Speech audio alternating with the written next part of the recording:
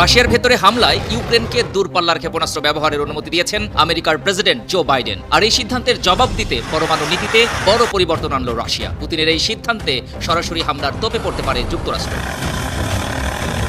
রাশিয়ার পরমাণু নীতি পরিবর্তনের বিষয়টি নিশ্চিত করেছে মার্কিন প্রভাবশালী সংবাদ মাধ্যম সিএনএন। পরিবর্তিত নীতিতে কোনো পরমাণু শক্তিহীন রাষ্ট্র যদি পরমাণু শক্তিধর রাষ্ট্রের সহায়তায় রাশিয়ায় হামলা চালায়, তবে তাকে যৌথ আক্রমণ বলে বিবেচনা করবে মস্কো। আর এই আগ্রাসনের জবাব রাশিয়া পরমাণু অস্ত্র দিয়ে দিতে পারবে।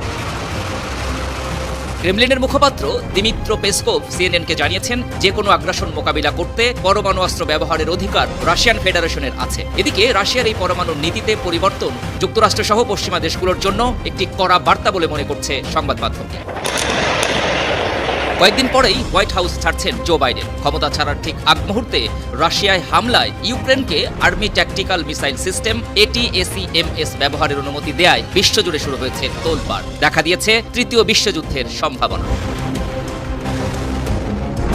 ATACMS ক্ষেপণাস্ত্র 300 কিলোমিটার দূরে আঘাত হানতে পারে। আর এই দূরত্বে রাশিয়ায় সামরিক ঘাঁটি সহ বেশ কিছু গুরুত্বপূর্ণ স্থাপনা রয়েছে। হামলা হলে মাটির সাথে মিশে যেতে পারে রাশিয়ার ঘাঁটি।